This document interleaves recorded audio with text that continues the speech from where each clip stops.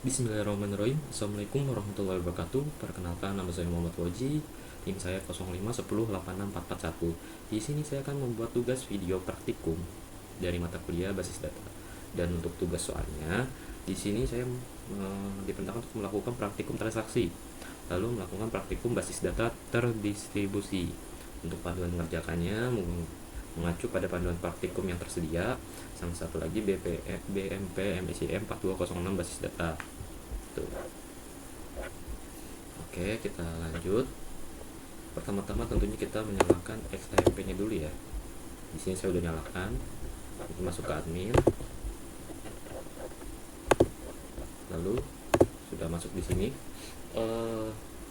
Dan untuk menjalankan tugas ini, tentu kita harus membuat database-nya dulu, database rumah sakit. Tapi saya akan melanjutkan database rumah sakitnya dari tugas yang sebelumnya, jadi dilanjutkan aja gitu. Nah, untuk memulai tahap pengerjaan, tentunya kita harus mengecek terlebih dahulu, mengecek apa sih si di sini, yaitu storage engine-nya. Jadi kalau misalkan storage engine-nya dia bukan InnoDB ataupun BDB, dia tidak bisa. Tapi karena di sini sudah jenis storage engine-nya, penyimpanan engine-nya di sini ini sudah InnoDB, berarti bisa kita lanjut.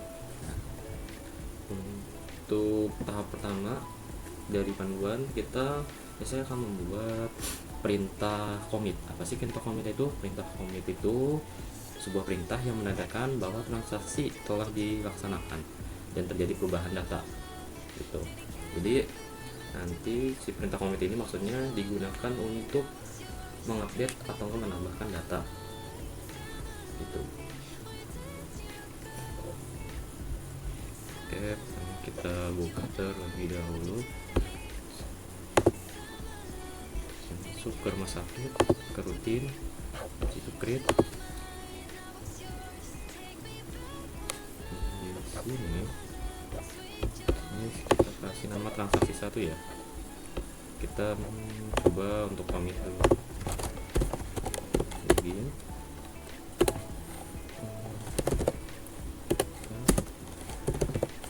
Transaction terus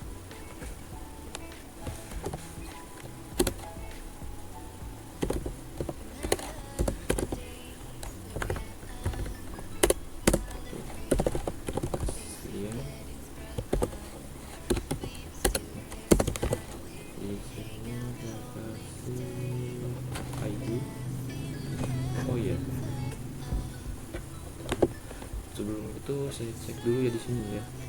Cuman ada pada tugas sebelumnya kan di sini cuman ada 4 data ya dari tabel pasien, dan yang tadi itu habis saya coba. Dan nanti kita menambahkan data di tabel pasien ini nanti dengan perintah commit, dan juga bisa mengupdate dengan perintah commit itu. Lagi ke rumah sakit, rutin, create, transaksi 1, lalu di sini dihapus dulu. Kita ketikkan sintaksnya begini.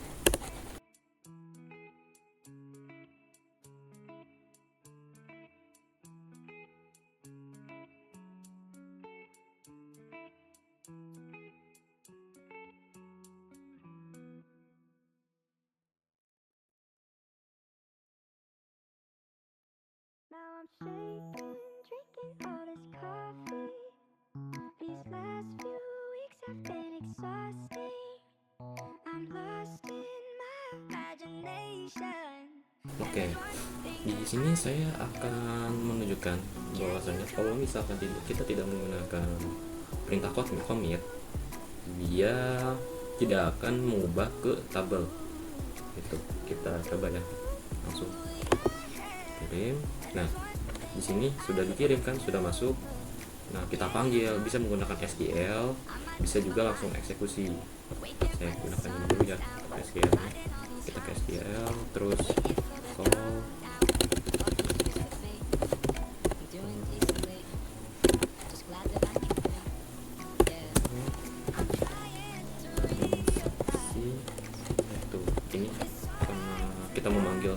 jadi kita ketikkan transaksi 1 kirim. Nah di sini masuk ya data kikinya nih ya pada tabel pasien. Nah di sini masuk untuk menampilkannya, dipanggil keluar, tapi pada tabel pasiennya ada nggak, kita cek. Nah tidak ada ya. Kenapa tidak ada? Karena tidak ada perintah commit tadi. Sekarang kita ubah lagi, kalau misalkan kita kasih perintah commit.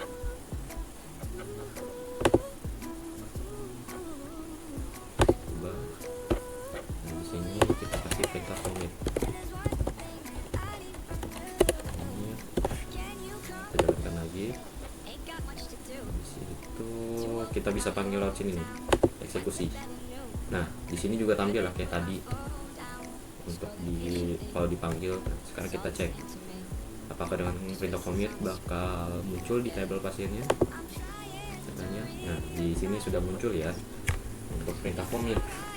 Kenapa? Karena tadi yang sebelumnya tidak ada perintah commit, kalau yang sekarang udah ada gitu. Sekarang kita coba dengan mengupdate prosedur, terus kita buat dulu.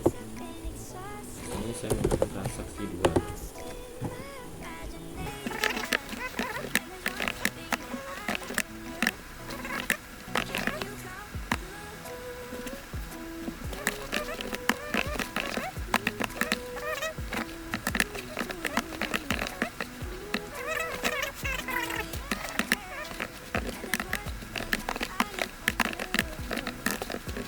Oke, di sini karena perintahnya update, maka dia mengupdate. Untuk update-nya itu saya ganti dengan nama Koko pada tab ID 15 yang tadi kita buat.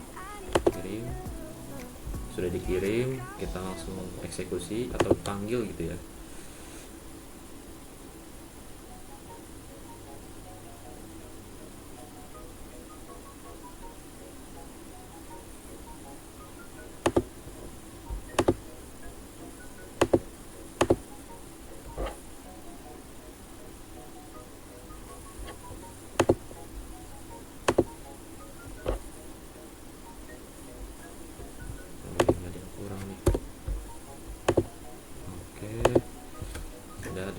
Ya, kita langsung panggil.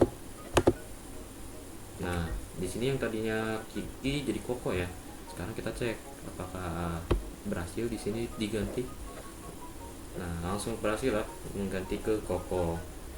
Oke, langsung ke tahap kedua ya. Kembali ke alur.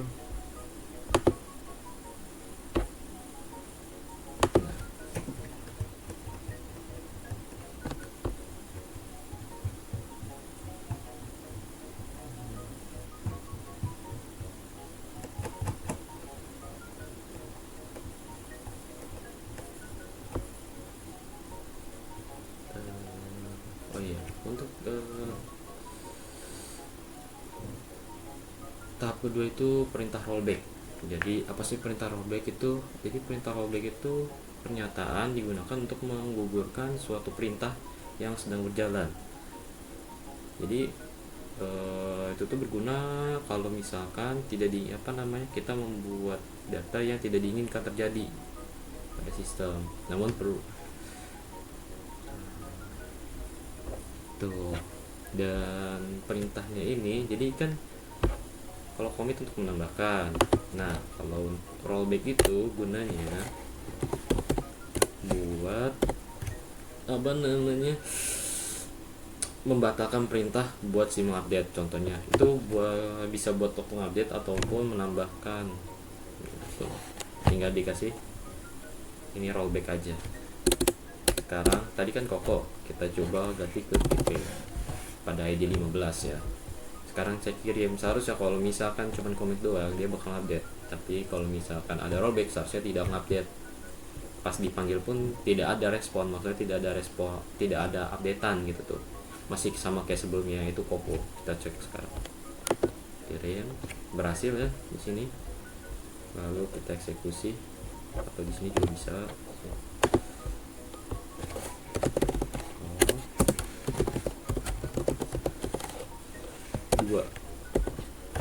Lalu di bawah scroll bawah kirim. Nah Di sini dia masih kokoh kan. Untuk ininya tanggal 15 kokoh, tidak ada updatean. Kenapa? Karena tadi ada perintah rollback itu. Perintah rollback itu bisa berguna untuk pas menambahkan ataupun mengupdate kayak gini, tinggal ditambahkan, maka perintah tadi itu dibatalkan gitu tuh. Jadi harus dihapus dulu si rollback ya. Gitu. Cuma nanti rollback ini punya hubungan sama apa namanya checkpoint tahap ketiga. Sekarang kita lanjut ke checkpoint ya. Mana sih prosedur? Di sini saya akan membuat transaksi 3 ya. Oke. Transaksi 3. Saya ketikkan terlebih dahulu.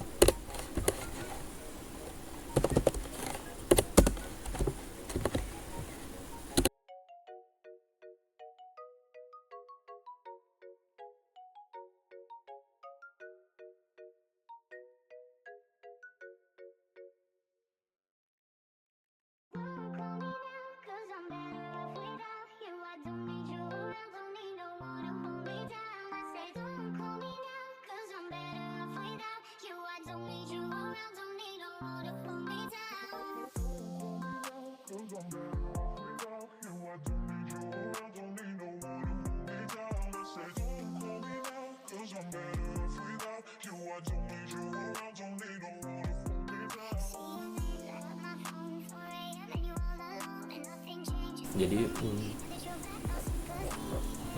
untuk gunanya checkpoint itu adalah merupakan tempat titik balik di mana proses terakhir disimpan itu. Jadi seperti yang contoh misalkan ini kan untuk data yang pertama kan save point ya, diketik save point, sedangkan di sini rollback. Jadi kalau misalkan saya masukkan seperti ini, dia si data yang kedua ini tidak akan muncul, tidak akan update. Kenapa? Karena ada rollback to save point, jadi balik ke sini gitu. Dan untuk data yang ketiga saya tidak ngasih apa-apa dan kita buktikan. Jadi seharusnya yang muncul itu data pertama sama data yang kedua ya. Kirim salah nih.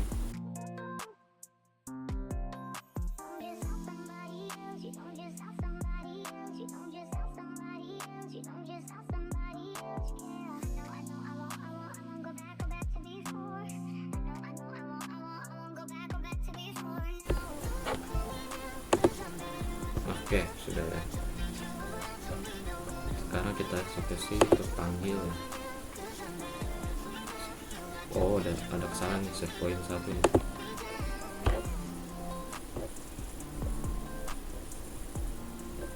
Di sini ada kesalahan.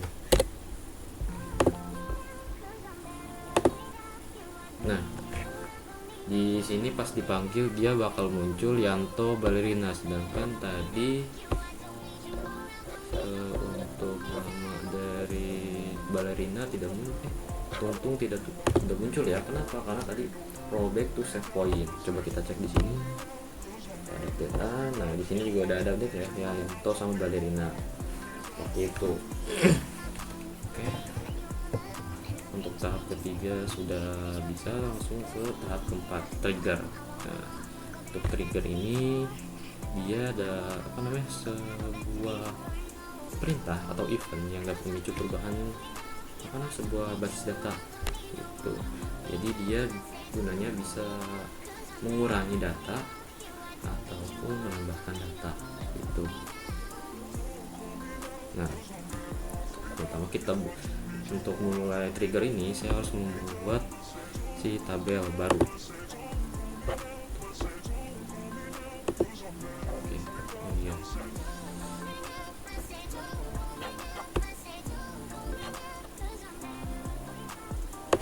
Tabel barunya bentar saya hapus dulu ya. Oke, tambahkan.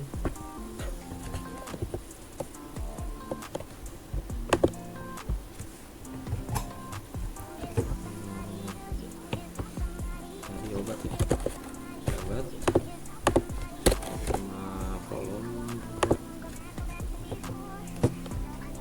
di sini.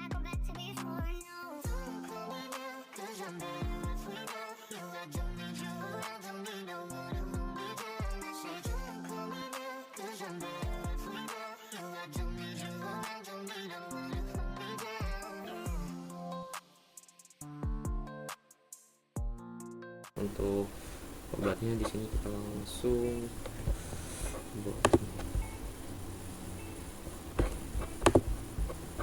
terus satu lagi kita buat transaksi obat.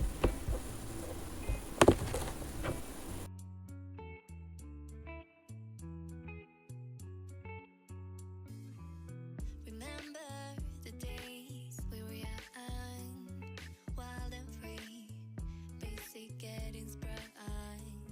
We used to dance the night away, hang out the whole Untuk ID pasien sama ID obat dijadikan indeks ya.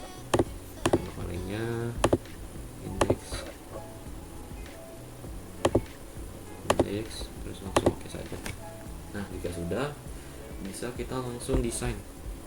Kita ke rumah sakit, klik yang paling pojok, desain. Nah, nanti kalau ini kan sudah muncul ya, tapi kalau misalkan di sana belum muncul, kita bisa tambahkan di sini show hide untuk centang misalkan yang belum munculnya gitu. Karena ini udah muncul ya udah.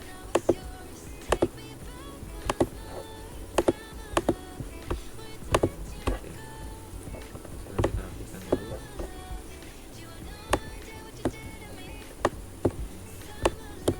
Terus kita kasih relasi, create relasi, ID obat, ini PMK-nya kita sambungkan ke indeksnya.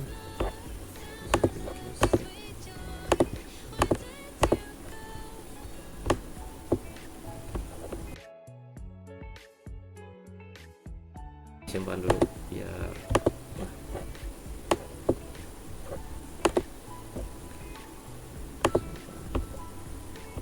tadi udah di create ya.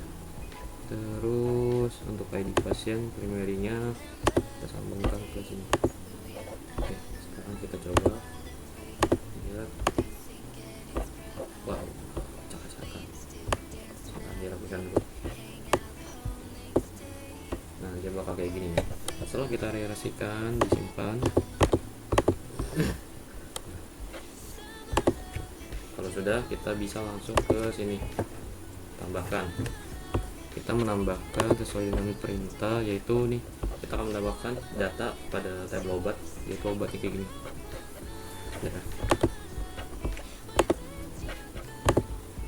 Langsung tambahkan sini tadi.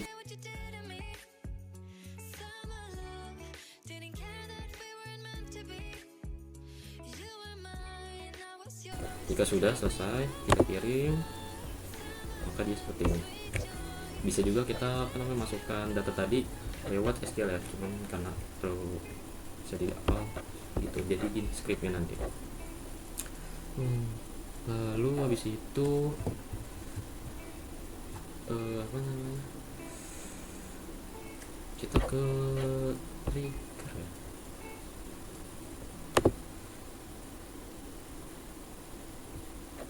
Oh iya, habis itu kita langsung ke trigger. Ke transaksi obat. Nah, kita ke trigger, terus create new. Di sini kita TG jual. Nah,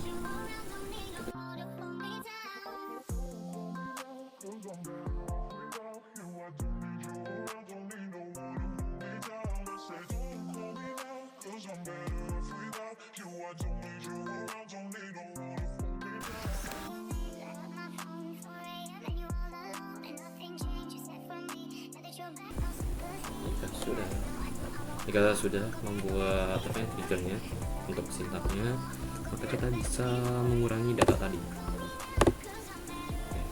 Di sini kita coba ya, kita cek dulu. Nah di sini kan untuk stoknya kan 10, 20 sama 5 ya, mengkaji ongkosnya berdadit. Sekarang kita kurangin coba. Maka untuk nilai tadi 1 jadinya. Terus kita pakai si Ucok misalkan, si Ucok membeli segini, terus jumlahnya 1, terus harganya kan tadi ada 10.000. Terus kita coba nih stoknya bakal berkurang atau tidak. Sudah baris ditambahkan, kita cek di sini. Nah untuk Amikachi stoknya berkurang ya, karena tadi itu.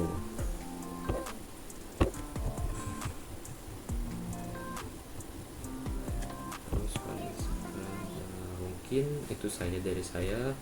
Mohon maaf untuk tugas nomor 2-nya saya tidak bisa mengerjakan karena saya sudah mencoba berbagai cara tapi tidak bisa terhubung antara XAMPP Ubuntu dan XAMPP Windows.